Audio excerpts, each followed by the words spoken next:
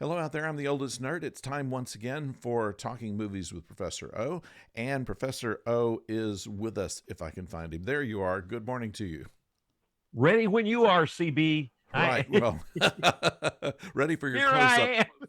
Ready for your close up. Well, Exactly.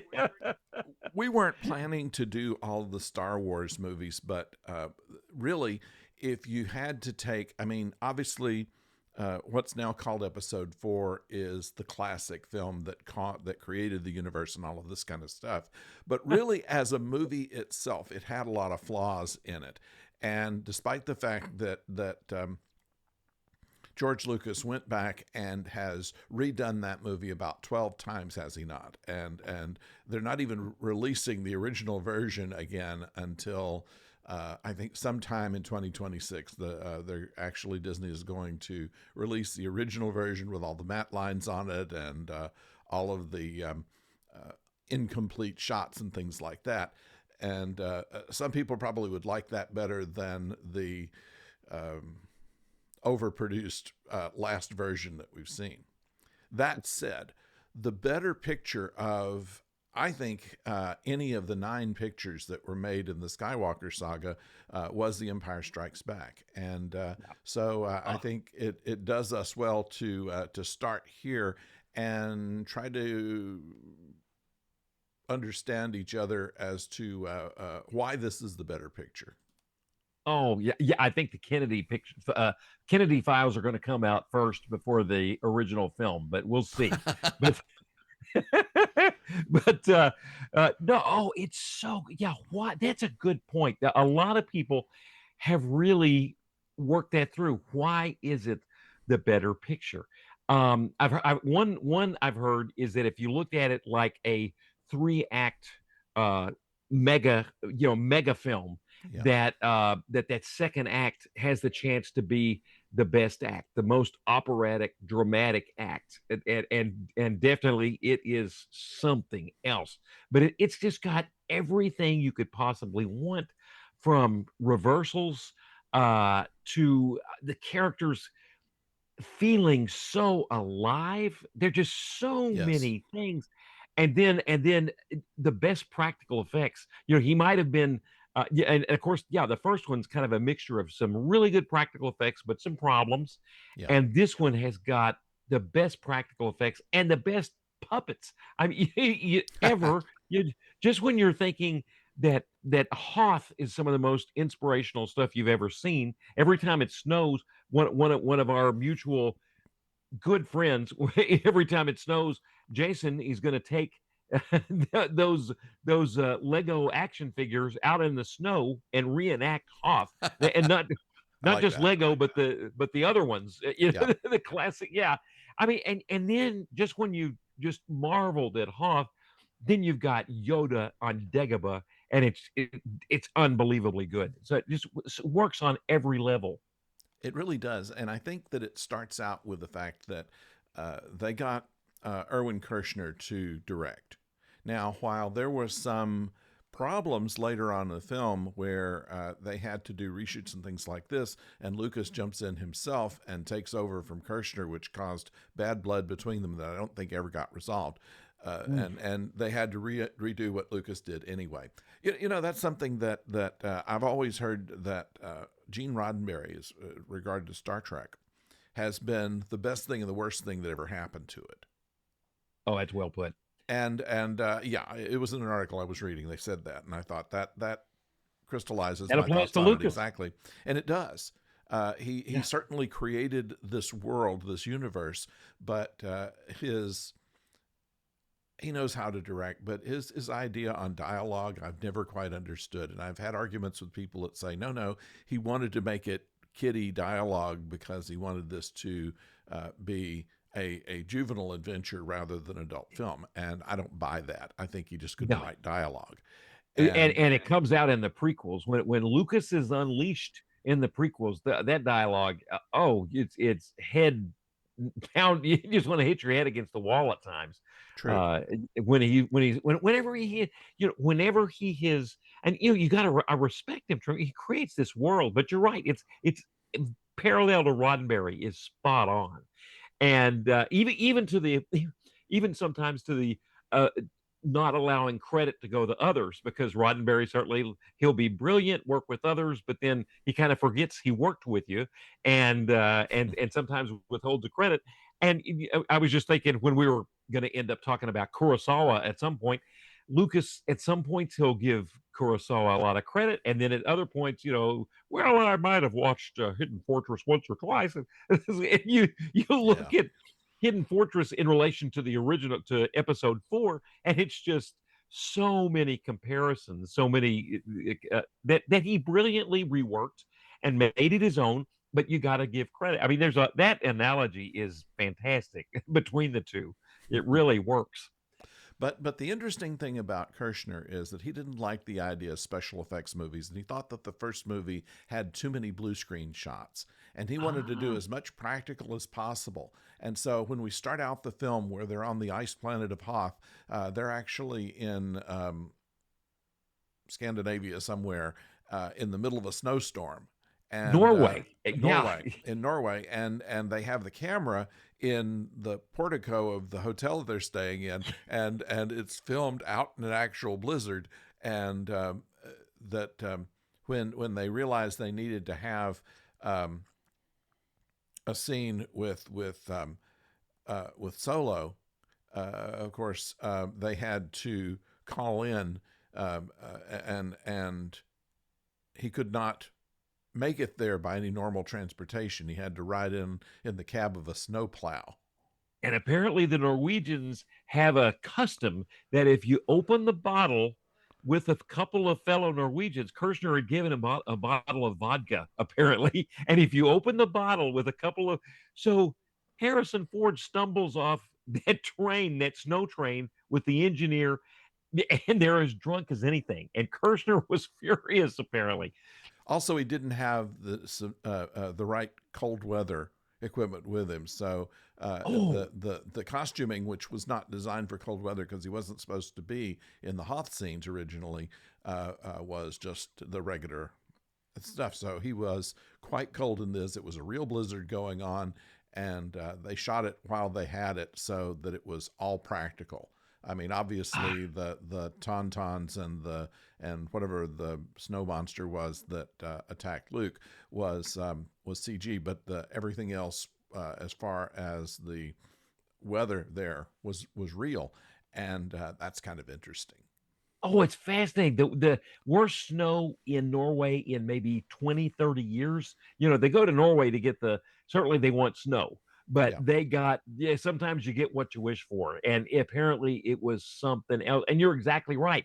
They filmed, I think, one scene in the portico of the hotel because they couldn't get out of the hotel. They opened the doors and it's just pure snow. So they decided, well, here we are. So he was describing they were all warm while they send Luke may out in the snow. Yeah. And by the way, I understand. I had heard for the longest time that this was put into the picture to explain the scars on Luke's face, because of course, um, he had been injured in another film that he made, Corvette Summer, and Right. that's not really the case. He had already healed up from that. This was already planned, and the attack there was part of the film altogether. So Well, it had that nothing makes to more do. sense. I'd heard the same thing, but that makes so Yeah, much more sense because that attack is just integral to Luke using the Force. That's really the first time, one of the first times. Well, obviously there was the Death Star, but still, yeah, it's for Luke on his own without Ben talking to him to roll his eyes back in his head and then to channel the Force and get that. And so to me that was a really good scene, and it just works well. And yeah, and so I was kind of, I'm with you. I was thinking, okay, where's the injury to Luke's face? I mean, I get it if that's a way to cover it, but it's way better than that. It works incredibly well, yeah, yeah. and But he didn't have anything that they needed to hide in this that they film. needed to, That because right. he was completely, he had good surgeons after the accident with Corvette Summer, and there was nothing wrong with his face. It was perfectly filmable. But that was a rumor that went through, and I for one believed it. The other thing Right. I thought was interesting, which is another practical effect, was him retrieving his lightsaber. Ah, And what they did was they had him throw it and then and reverse the film. That's I went that into makes that. I so mean, much sense. yeah, That makes sense. it almost takes the magic out of it, but It's that's a great tip. That totally makes, yeah, absolutely. It works beautifully, absolutely beautifully. It is so mu and that first sequence, the whole Hoth thing is just it's fantastic.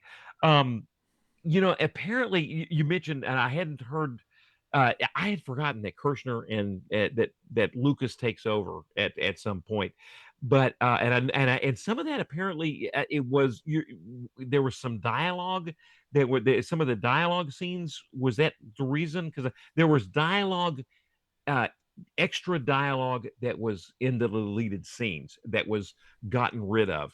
Some of the dialogue is good and some of it is not so good.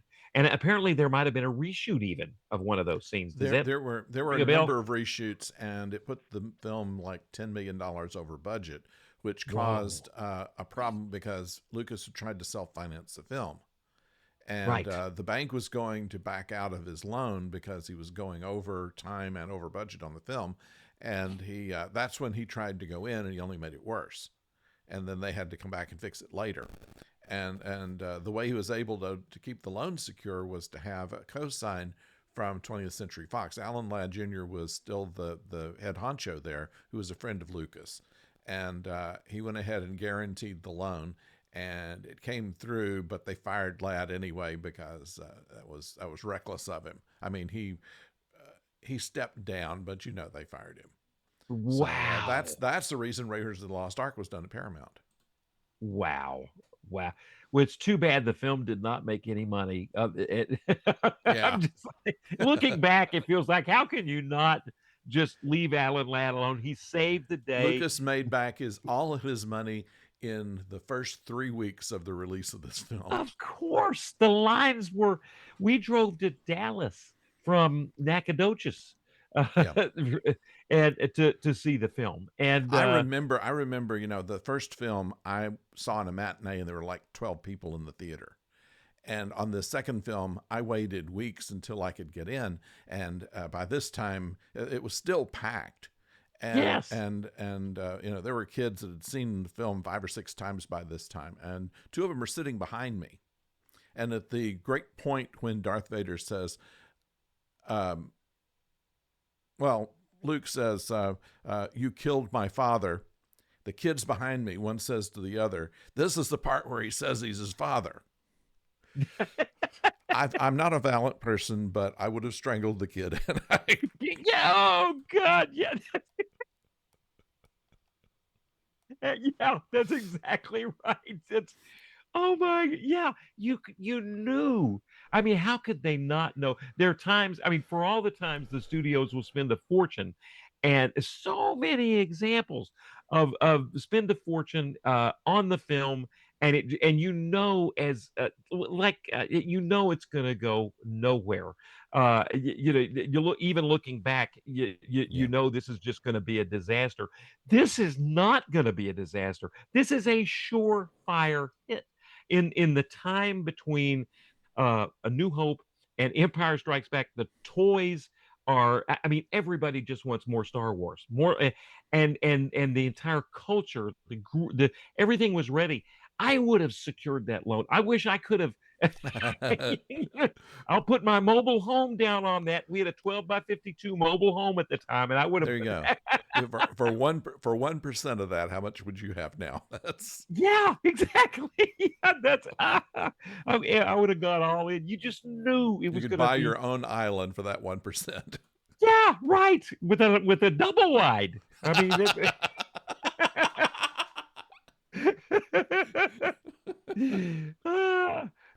ah, that's that it This this blows is my this mind. is this is something I have to picture now. You buy yourself an island and put a double wide on it. Absolutely, and get it instead of two by whoops.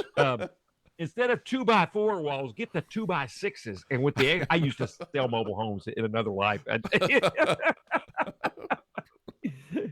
you instead of the generic chili, you would get the Hormel chili, right? Yeah, oh, yeah, absolutely. That's right for that living that some whole life. Yeah, some people are just not safe to give money to. They just go all out. yeah, Okay, let's talk about also the thing where Luke is put into the tauntaun, and right. the great line that Han Solo Oh, says, "I thought he smelled on the outside," right. but this is actually something that was done by Native Americans. If they found themselves cold, they would do that to presumably the dead horse and put you in the Right. horse until help could come. That way they would survive with the heat of It the other totally made animal. sense. Yeah, Yeah, I thought that was just, and it's brilliant writing. It just the details in the film are phenomenal. They're just you can watch it. I started watching people in the background on Hoth.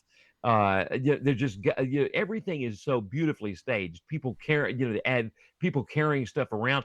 Oh, before we leave Hoth, that ready when you are, CB. I actually, in the back of my mind, I thought I know that is a famous kind of movie line. It comes from Ben Hur. The story was they were getting ready to do the horse, the chariot race, in Ben yeah. Hur, and they had five cameras on a bunch of, and apparently the fifth camera was one of the most uh, key cameras. And but the camera operator didn't get the word to start the camera, so Cecil B. DeMille, CB, is he's checking to make sure all the cameras at the end of the shot, got going. So he comes to the fifth camera operator, and the guy says, "Ready when you are, CB." He didn't realize that he was supposed to pull the trigger. So apparently, this happened on in Norway on Hoth because they've got all these Norwegian extras coming over the hills, and around it's in the Most of them scene were of the. skiers, I understand. Say it again. Most of them were skiers. Most of us get right skiers, extra, yeah, skiers coming. You're right; they needed to be coming over the Yeah. hills, and and this is where the chicken walkers are firing, trying to target the generator. Huge battle in front of Hoth, and when it does target the generator or various other things, they blow up. Well, the guy that's supposed to to punch the button to make everything explode didn't get the word over the walkie-talkie to punch the button to make things explode. So they start shooting. This time they get the camera rolling. Things are shooting. The extras are coming over, but nothing blows up. So they had to, ready when you are, CB. So they had to do it again. I did But not know that. I thought that line came from Sunset Boulevard, where I'm ready for my close up is the line that that's right, from Sunset Boulevard. That makes sense too. yeah. I've heard of that one I, too. I there's I had there's not heard the one there, about. a mutual friend of ours, Pat, used to say, "I'm ready for my close up, CB," and that's I've kind of mingled that with the "Ready when you are." With the, yeah, well, that's a these stories, they get told and retold, and They yeah. do, they do. But oh, Hoth is just, it's so good.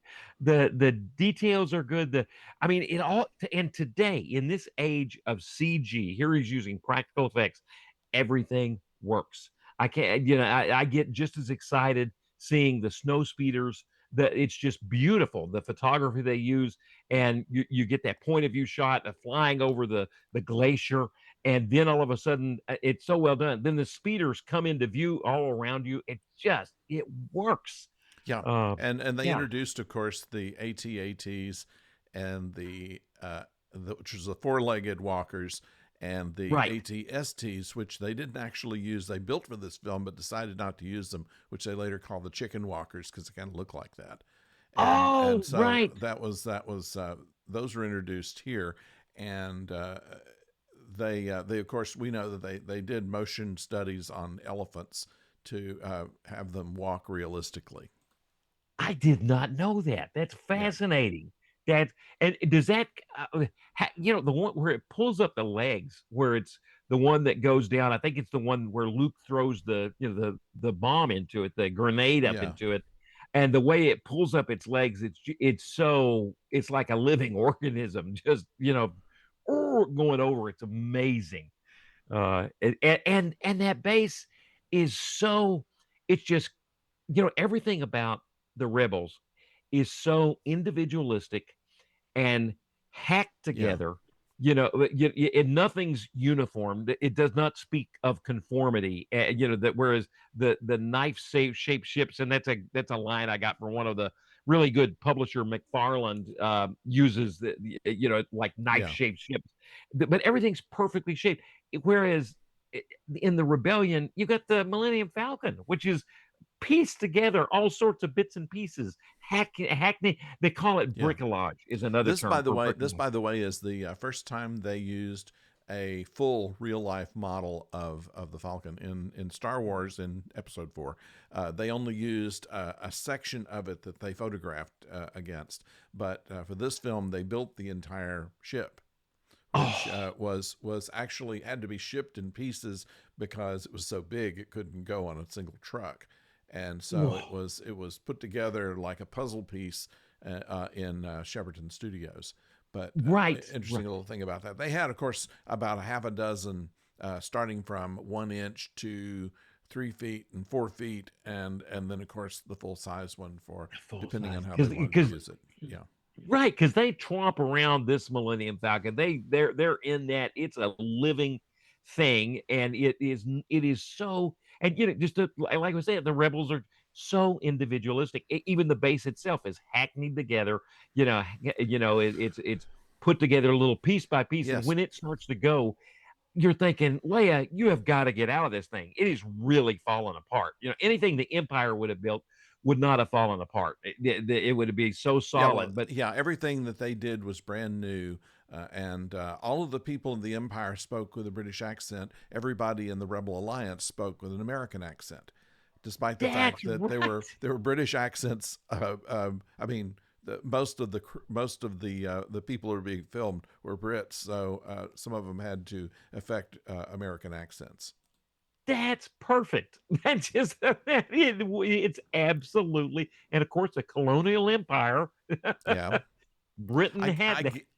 I I guess that, yeah, I hadn't thought about that, but that's absolutely true. But it's interesting, yeah, you're about the fact that they're very ragtag, and they show Right. things are very old, and everything the Empire has is very new. Which this is the only one where they don't actually have a Death Star, and that's another reason I think this movie is better, is because they've had a Death Star in every single movie somehow. I'm not sure how they were able to, even in the end movie where they build a Death Star into the side of a planet or something. I thought, how many times do you want to do that?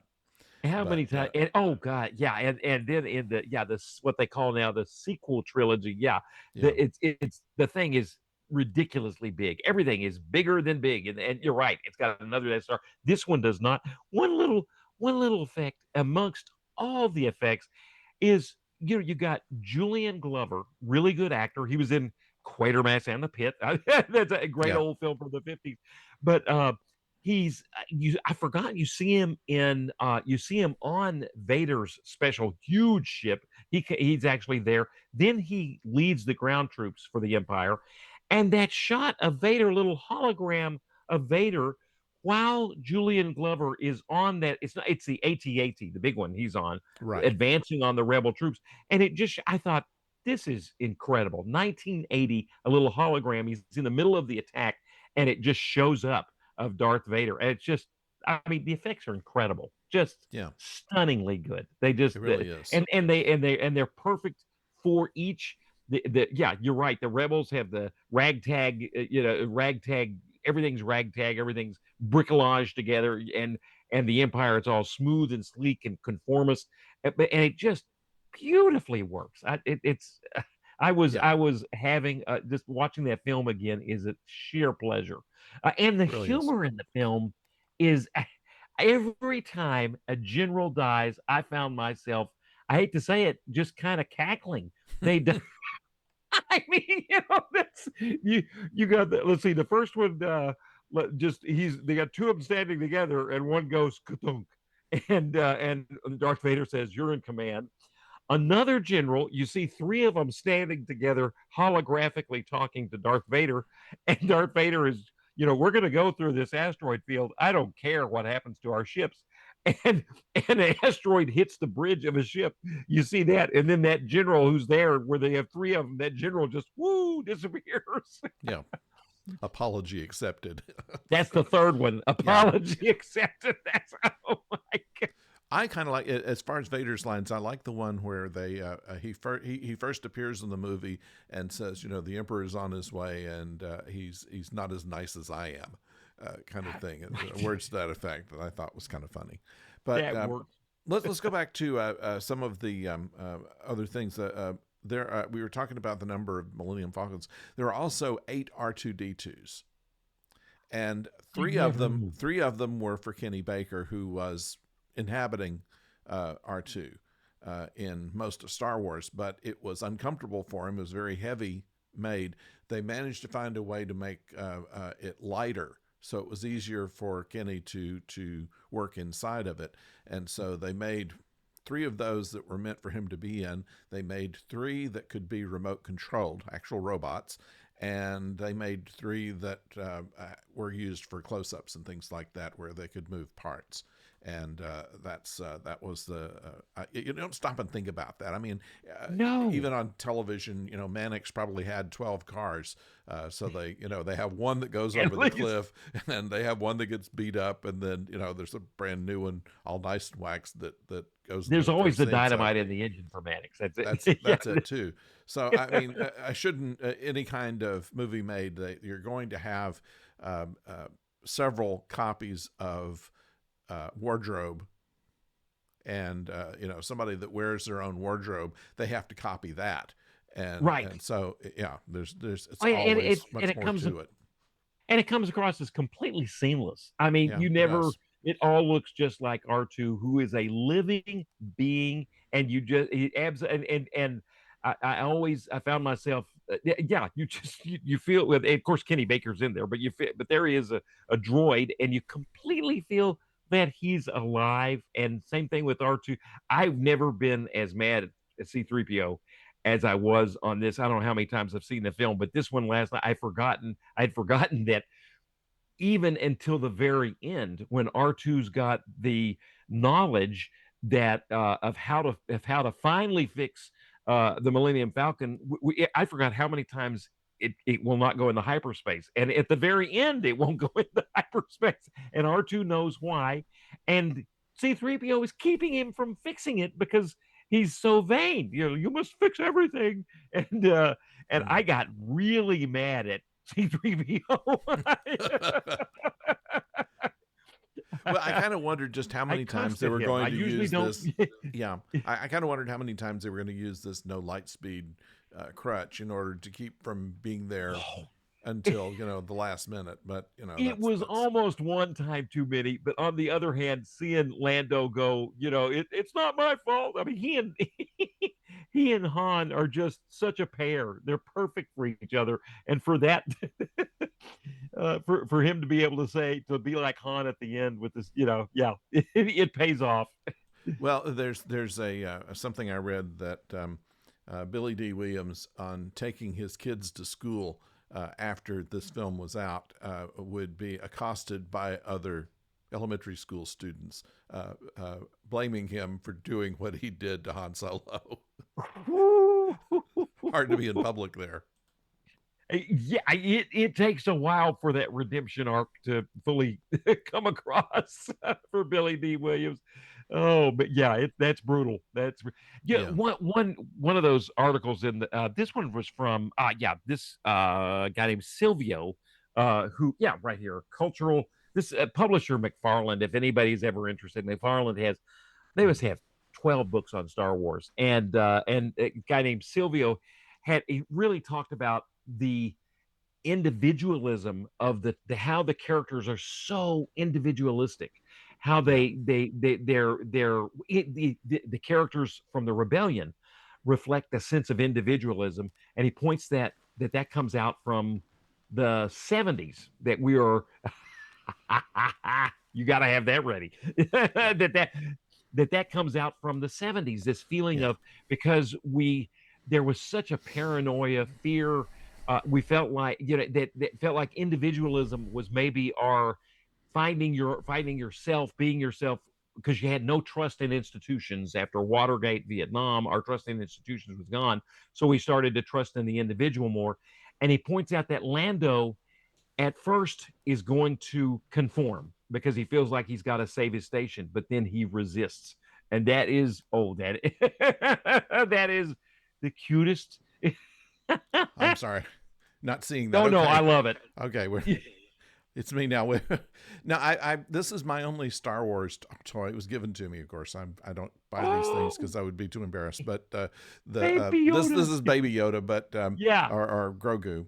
But I'm thought I'd just throw that in just to distract Yeah. you. Oh yeah, Uh, absolutely. Which but brings us brings us to Yoda, which yes. was originally because George Lucas was friends with oh, Jim Henson. He wanted Jim Right. Henson to do this. Jim Henson was working on another project and said, "How about Frank Oz?" And Wow. so Frank Oz came in and operated and did voice for Yoda. And the problem though was that he was used to dealing with Muppets, which are pretty lightweight, and they built Yoda with theatrical precision to the point where it was a little too heavy, and it caused some problems with Frank Oz to be able to manipulate the Yoda puppet. And yeah, I did not realize. And the other thing, when you look at a little bit of the deconstruction of how they did this, they build Dagobah with a 4 foot cellar, basically a 4 foot basement, Yeah, and Dagobah works beautifully. If somebody was to stop the film and say, "Is this in a studio?" You'd have to say, "Yes, it's in a studio," but it works. It looks like a it does. wet, watery world with wombats, and I mean, it looks perfect. And then to think, oh my goodness, yes, 4 feet underneath there, you've got Frank Oz manipulating from below using sticks, and apparently there was wires for the eyes for you, or there was like 3 or 4 people working on Yoda at the same time because you Yes. had, yeah, yeah, But yeah, the the eyes, usual the usual ears, way the usual way is one hand goes in and the other hand is operated by a stick, and then wires are doing the other things. But the problem was holding your hand up for any period of time will cause all the blood to run out of your hand. oh Add yeah, to that it is a heavier than normal puppet than what he's used to right, working with, and movie shoots go all day, whereas most of what he's done has been little television vignettes, or even the Muppet right. Show was one where once again it was a series of vignettes. You didn't have it all at once, and so it took a toll on Frank Oz. But he continued to operate Yoda through the next film, and they didn't do CG until the prequel series. Oh, and the second I saw Yoda again last night, I thought this was so much more for real. This is a real character. Really The is. CG stuff just does not work for me. It is Someone asked George Lucas why he had this odd syntax, and he said that he wanted to keep the attention of youngsters. They would listen to him making all kind of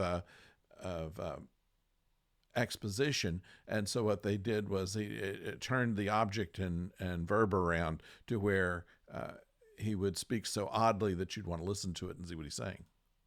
perfectly. It works. Yeah. It does. Very good. And apparently, um, they when yeah, and describing what you're describing, all the mayhem of trying to shoot Yoda, Yep. um with and yeah, Mark Hamill said, this was the entire movie of what was going on for a few weeks. It was me by myself. And when he said I'm by myself, I'm thinking to myself, well, you're there with Yoda. And it was like, no, he's there with Frank Oz. And Yoda is so real, and sometimes he would Sometimes the be so real, director, yeah, would direct him would talk to directly, his face. and Frank would say, "Hey, it's me under here." Exactly. I mean, that is stunning to me that Yeah. on set with everything there, and then apparently it was also a problem for Luke to so much, so complicated for Luke to hear. I've lost track of that story. There was where they're trying to talk to Luke, and apparently, if he turned his head, that's right. Luke's getting instructions in his ear, but if he turns his head one way, he gets BBC One, or he gets one of the radio stations, and Yeah. it's the Rolling Stones. And so he said, "Hey, if I turn my head this way, it's the Rolling Stones." And and Kirshner said, "That's all well and good, but just don't tell us that next time. We're really trying to shoot this movie." Yeah. But yeah, but Yoda was that real. I think Mark Hamill said he addressed him sometimes, and it feels that real. The second I saw that, I thought, you think of the prequels, and I thought, no, this character is alive. It's a living being. And again, he very individualistic, nothing conformist about Yoda. Yeah. Well, Conformist, I'm not. what's interesting was they weren't even going to use him. They had the original draft of the screenplay was to have Anakin come back as a Force ghost and do this training with Luke, No, I because did not. for two reasons. They didn't think they'd get Alec Guinness. Alec Guinness back, and they obviously had not thought yet of the character of Yoda. But so Anakin, and they also hadn't decided whether that Vader would be Luke's father. And so they were going to have his father as a Force ghost do all the training for him to fight Vader, which would, of course, change the course of the entire trilogy. But Everything. I find that kind of interesting, that the reason that they didn't do it was that they could get Alec Guinness back, and since he had to be a Force ghost, they didn't want to have two of them, and so they created the character of Yoda as a combination of Anakin and somebody else. Oh, I know what Yoda's Oh wait, combination. no, wait. It was originally thought that it would be Anakin and Obi-Wan before they decided that Obi-Wan was going to die. I think I forget where I've read that now, but it was something like that. But the Yoda was not going to be in this film. It was just kind of a and they interesting might have thing. had Anakin train. That kind of would have made sense, as if they hadn't determined Anakin's future, that he is Darth Vader, Right. that he could have been what a huge what a huge it all worked out. Oh my goodness, what a huge turn of events that would have been. And it wouldn't have worked as near as well. I did enjoy seeing Alec Guinness. I had forgotten how much he came back as a Force ghost in this film, and I especially arguing with Luke, because I forgot how Luke really, speaking of being, another thing that Silvio is this author that points out how strongly they are being individuals, that where that in instead of being conformists, he says, even when the rebels come together to talk about anything, they argue amongst themselves because they're Yeah. so strongly individualistic. And Luke will not take the advice of his mentors. He's promised, I will stay and receive my training, but once he gets that vision that his friends are being hurt, he's gonna, and everybody is an individualist. Nobody obeys orders as far as the rebels, and it works out great. It kind of becomes, it's almost like the idea that, where you have one idea and another idea, and you clash, and it's the third idea that results from that clash that is the Yeah. best idea. And you see the rebels do that all the time, and it just Yeah. it really it works out. And that's, in a sense, Luke. I was thinking as I was watching again last night, Luke really, it did work out. I mean, it barely worked out, but he really did need to go to Bespin to save his friends.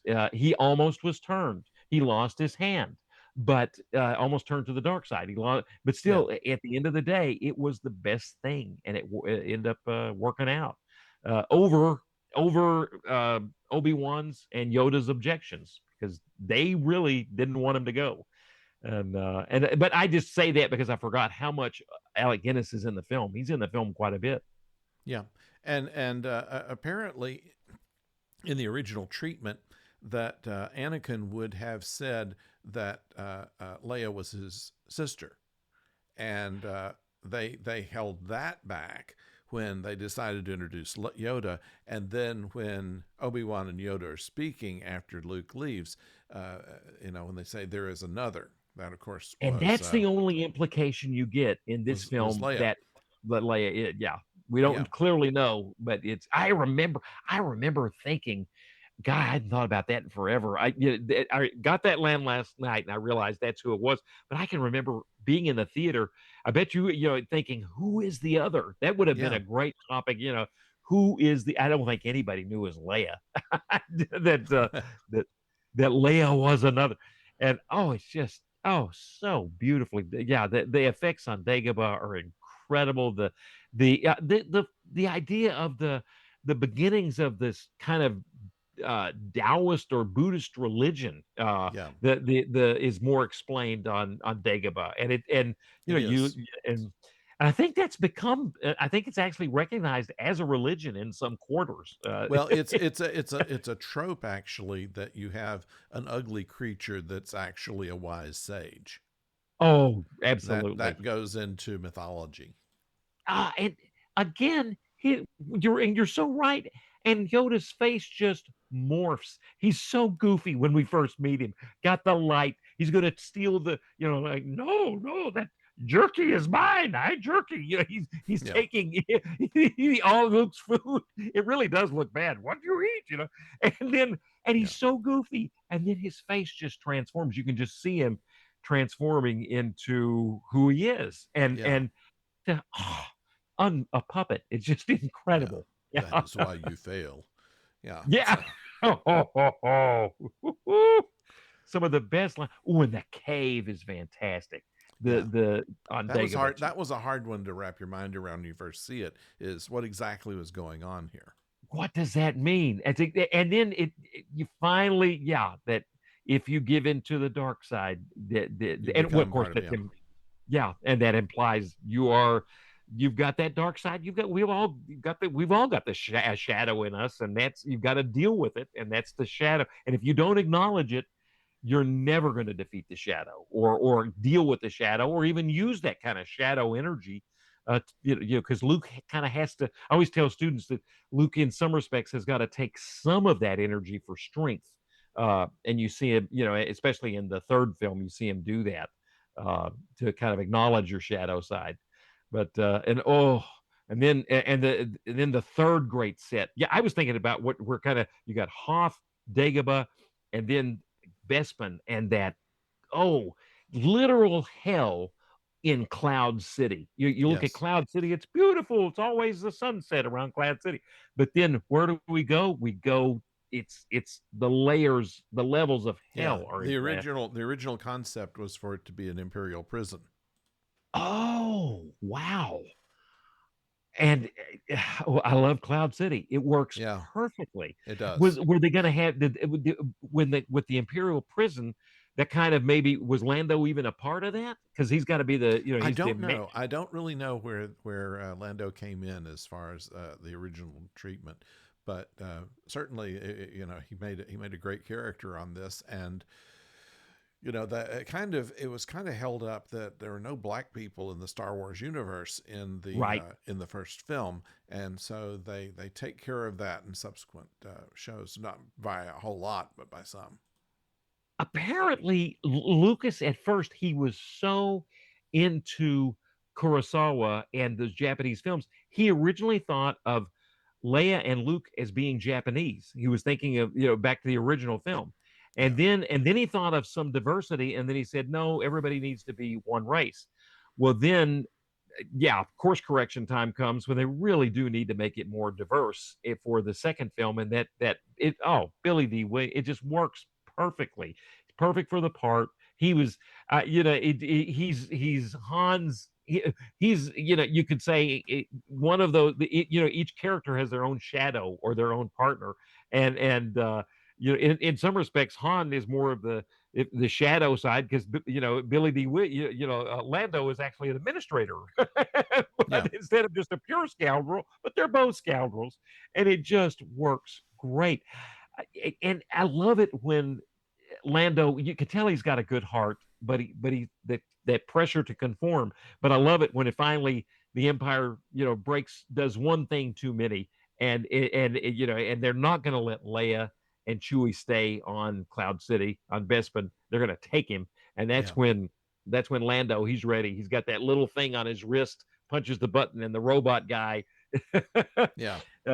yeah, activates. It just, oh gosh. I But love that those scenes in there, and they had a lot of what that was setting up for was because that uh, we have once again a situation where is um, is Han Solo going to be throughout the entire trilogy or not? And certainly, oh shoot, forgive me, I cannot think of his name now. The actor Harrison Ford? Harrison Ford. No. Sadly, Harrison Ford was not one that wanted to do all of the films. He wanted to die at the end of this, He and so was what they pulling a did, Spock. so what he Pulling a did, Spock.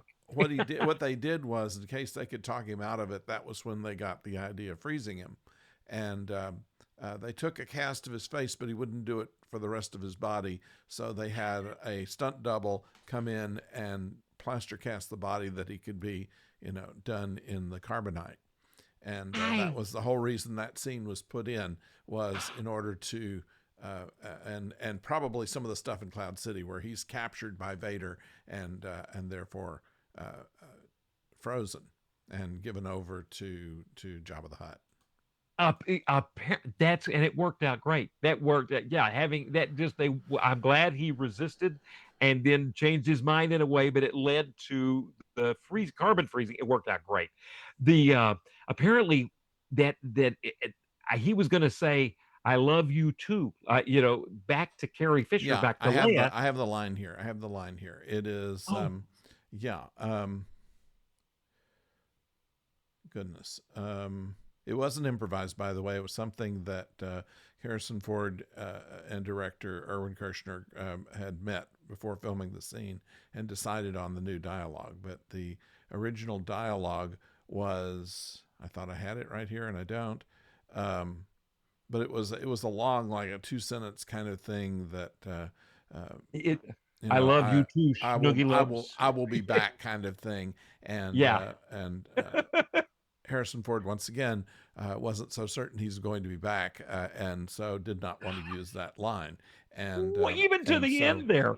and so they had an agreement that he would just say "I know," and I know. Oh, and God, it I wish worked. I could find that now. I thought I And had I that line know right is here.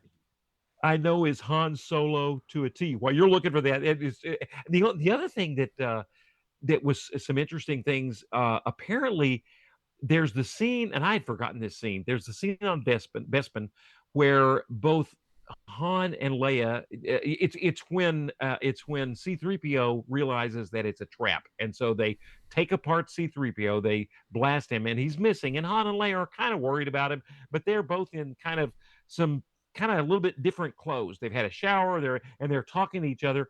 Apparently, some of the dialogue. I think some of the stuff. It was a reshoot. They had some really bad dialogue between Han and Leia in this scene on Bespin, and so they cut that and maybe reshot and but it was corny, like Like young all of lover. Lucas's writing. Yeah, yeah. It was corny young lovers, then and they just didn't need it because they had barely established that relationship when they were inside the whatever it was in the cave. I don't know what that creature is called. Do we have a name for that creature where they're in the cave in the asteroids and it comes out? And I don't think there is a name for that creature. It just that species lives in asteroids. and Yeah, I don't know.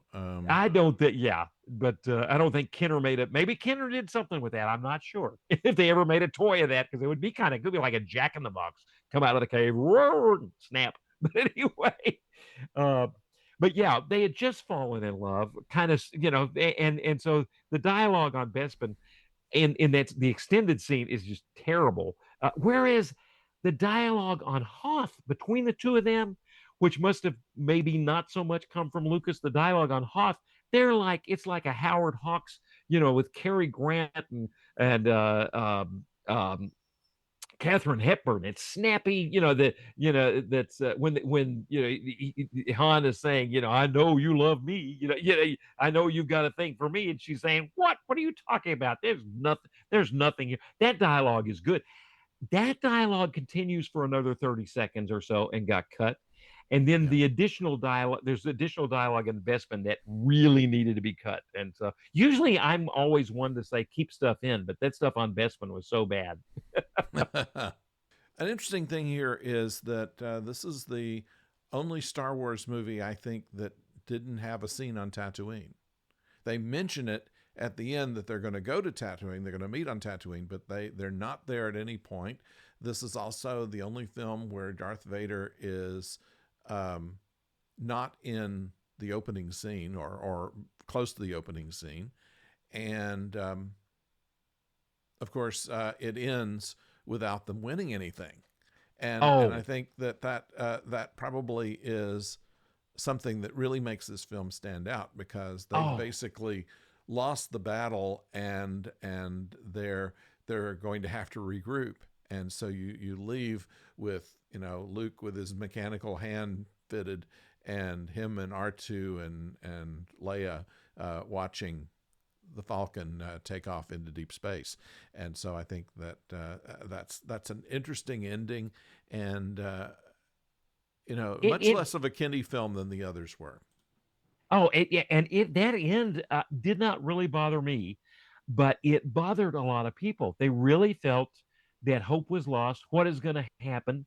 And I thought, no, they're going to make another film, and I will put my mobile home down on that film too, because it's going to make money. But I did not. But you're right. It ends in such a unique way, such a different way. Whereas if you look at like Wrath of Khan, um, yes, Spock. There's this interesting comparison. Spock is dead, but we turn it around where Kirk feels a sense of new life. It feels a sense of closure. This is just dystopic and not a lot of closure. They've only barely escaped. Han is gone. We do know he's alive, but Yes. Everything is and Luke has found out the most devastating thing anyone could ever find out. That you can. It's not. Having father issues can be a thing, but these are the worst father in the world type issues. And Obi-Wan did not tell him. And there was a line about the writing that's just incredible when you think about this. This line, this is from a book by Robert McKee. It's called Story. He's a good teaches how to do screenwriting. He's a good Right. writer, does workshops on screenwriting. But he talks about the things you need to layer in to quietly, subtly layer in surprises that you layer in, so that when the big reveal happens, because movies, you always want to have a surprise, basically something the opposite of what you would expect. A good Mm-hmm. writer is going to layer in something the opposite, even of what he might have expected. The writer, he recommends that you write, and then you sit back to yourself, what is the opposite of that? What's the opposite? Here I am writing this screenplay. What if I was to stop right now and do something? What's the opposite? Just explore that idea, because that could do a lot of creativity in exploring what's the opposite of that. And if you're going to do that, then you've got to go back and layer in and structure in. Whoops, I lost my page. I'll find it again. You got to go back and structure in all um, these different and carefully structure them in. If you structure in these future surprises too heavy-handed, the audience is not going to be surprised. But if you do it right and you do this big opposite reveal, then you're going to go back and you go, oh, I should have seen this. These little clues were in here. So here's what he Yeah. says. He says, the climax of Empire Strikes Back propels the longest rush for insight that I know. Where something has happened, and now you, as a viewer, you've got to go back and say, how did that happen? Darth Vader, David Prowse, James Earl Jones, and Luke Skywalker, Mark Hamill, fight to the death with with lightsabers. Vader steps back and says, "You can't kill me, Luke. I am your father." Surprise. The word father explodes one of the most famous gaps in film history and hurls the audience, who's now curious, desperately curious, back through two entire films separated by 3 years. Instantly, we grasp why. This is where those insights are layered in. We grasp why Yoda was so desperate to teach Luke the command of the Force. We realize why Luke had so many close escapes. His father has been secretly protecting him. I don't know. That's an interest. I'm not sure about that. Two films that make perfect sense to this moment now have a new, deeper layer of meaning and a new direction. And so that, but to me, that is good writing. You do have to go back. And for me, the biggest thing, I hadn't thought about Darth protecting Luke so much as I had Yoda, I mean, Obi-Wan not telling him, the truth. That was Yeah. the biggest thing. Yeah. Yeah. Yeah, they never really resolved that. I mean, why wouldn't he? Why did he lie to him like that? And Right. and the reason is because they hadn't decided what they were going to write. I mean, the outside of the universe reason is that they hadn't decided how they were going to write the second story, whether Anakin Skywalker and Darth Vader were the same person or not. Right. And so it leaves a hole in the plot that they're never really able to fix, because that would be just completely against his principles to just flat out lie the way Obi-Wan did, Right. apparently. Right. Exactly. To be exactly. And yet, yeah, and that really does affect Luke. Another one people talk about in writing. Do you think Luke is committing suicide when he lets go? He finally just, my only way out is death, is suicide.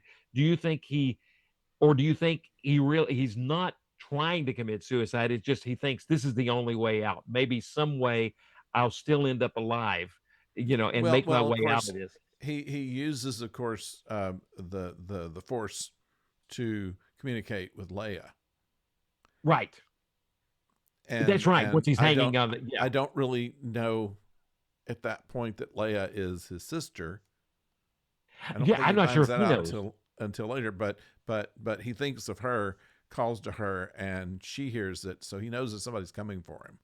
Yeah, and he's hanging on for dear life at every Yeah, and I thought I may be this being interesting when he lets go, and when he's talking to his father and lets go, he doesn't just go straight down into the maw of whatever that is in Cloud City. He goes sideways into one of those holes. And I don't know if he's able to control his that was flight a little bit. supposedly a window, and it was the air blowing out of it, which is how he's able to go Gotcha. that way.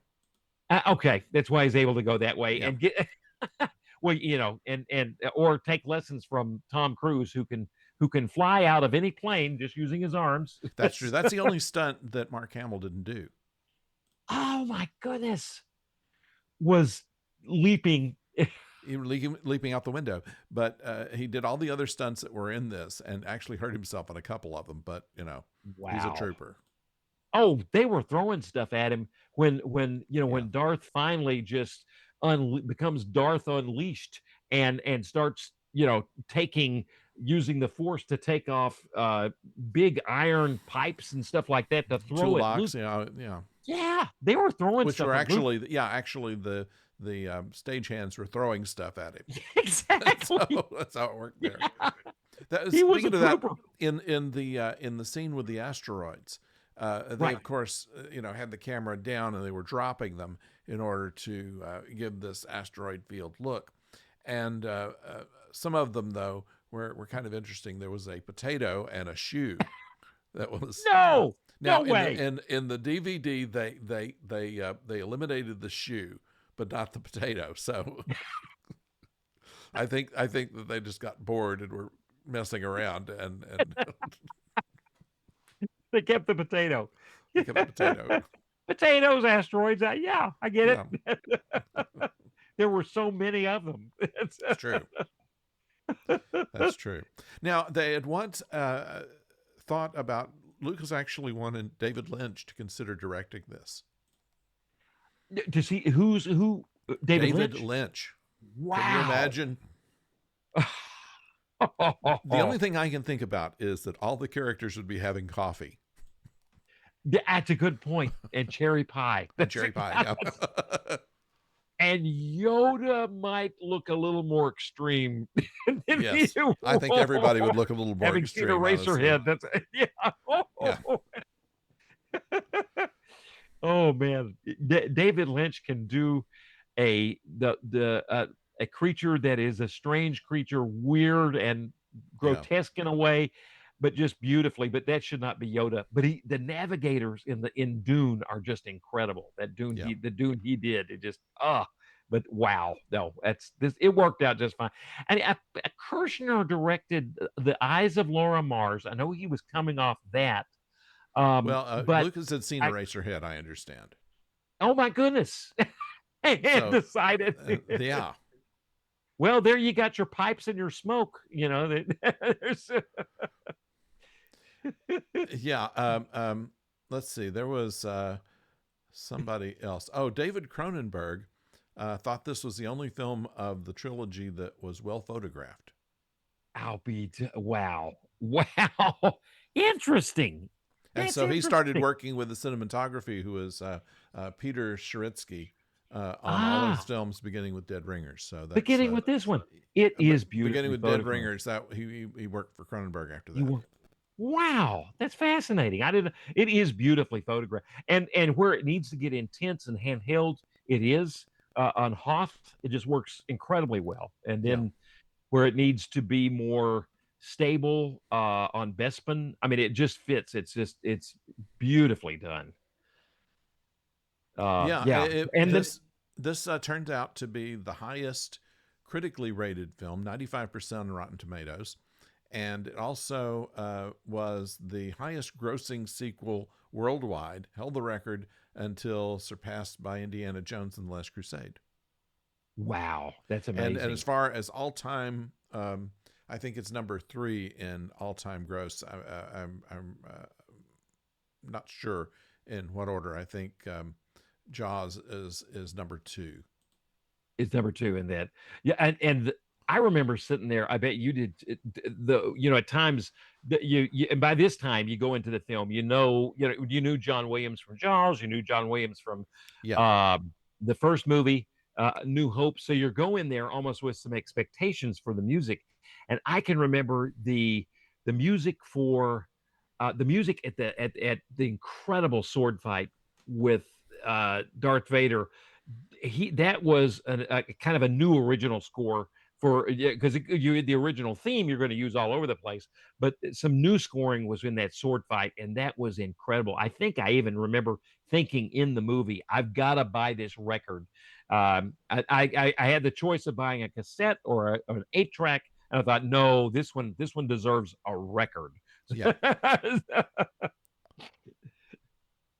But anyway, they claim here also that Boba Fett was related to Han Solo, or at least they knew each other, because of the fact that Boba Fett nodded to Solo before when he saw him, and I find that they've given this Boba Fett had no lines, Right. or maybe one, was never mentioned by name, and became one of the most popular characters in this film, and I've never understood that up to I this never day, he's because once the they did the show on him in on Disney Plus, it was garbage. not one of their best shows. That's a good No, point. And yeah, and I there were parts of that show I liked. I liked the actor, but the entire mystery of Boba Fett, and I know we're going to have some viewers going, no, that they love Boba Fett, but yeah, he's the one thing from the holiday special, the Star Wars holiday special, that really became a thing. I think that's the Yeah. because most of the holiday special, you don't you Art Carney never came back and worked in the movies. Beatrice Arthur never came back and, and worked in the movie. I'm being facetious, but we never did sing the words to the Star Wars that had words. We never saw anybody singing that ever No. again in a film. But but Boba Fett makes, that cartoon makes it out of the train wreck of that is the holiday special that I do love to watch. But yeah, it does survive, and then I think by this movie they kind of knew that Boba Fett might be a little bit of a thing, and but yeah, didn't have any lines, and yeah. And what a cool ship! It looks like an iron. It Yeah. looks like a yeah. And Boba Fett, I had forgotten, was smart enough. He's the one that's waiting for Han. The best escape ever, just to attach yourself with a claw to the Star Destroyer, Yeah. and and then go away with the garbage. But Boba Fett knew Han's thinking.